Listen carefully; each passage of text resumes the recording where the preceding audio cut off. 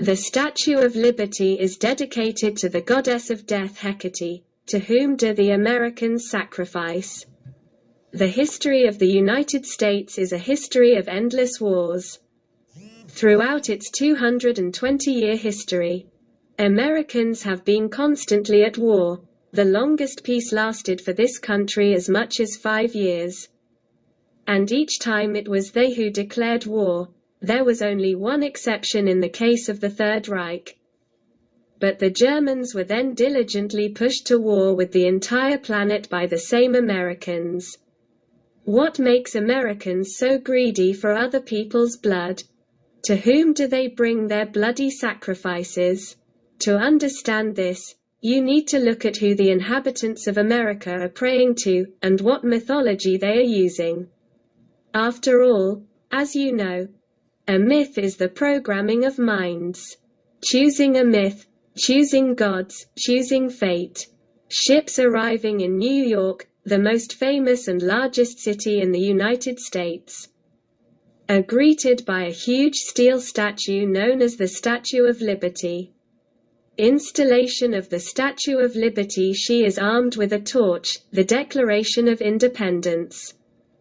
Is dressed in an antique toga and wears a tiara with teeth and looks innocent, no matter what, the incarnate goddess of freedom.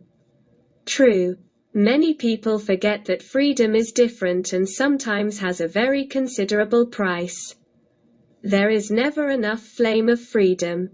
If this freedom is from moral principles, this statue was presented to the Americans by the French, the true heirs of the Greeks and Romans. And the French understood very well what exactly they were giving to their sworn friends the Americans. It was not without intent that they erected a statue of the goddess of the underworld. Black spells and abundant sacrifices, Hecate. The Americans did not understand anything. Well, the torch. Well, the prongs. Everything seems to be in order. And they began to pray to their new goddess.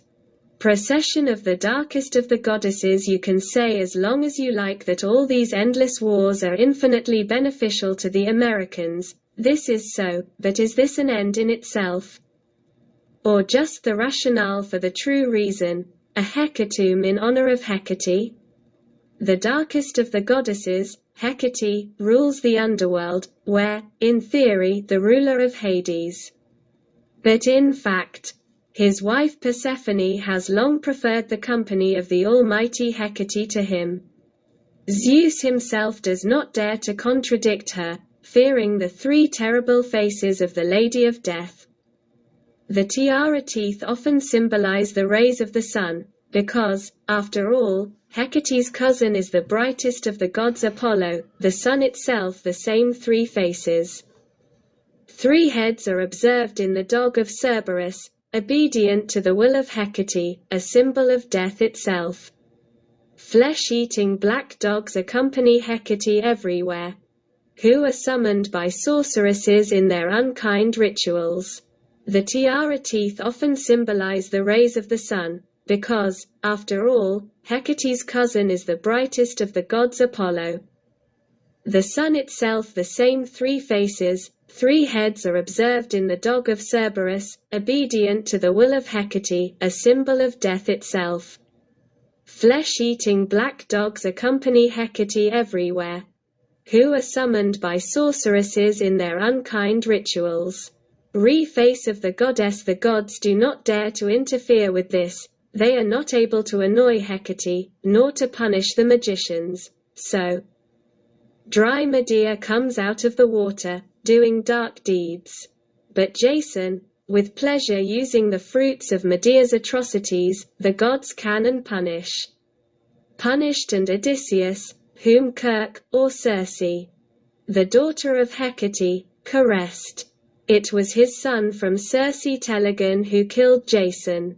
The goddess of death promises freedom from death. One has only to follow her. Her torch scares away evil spirits, and also drives away the very fact of dying from a person. Everything is allowed only to Hecate and the most faithful of her sorcerers. but the bright gods of Olympus sooner or later call all her other followers to account.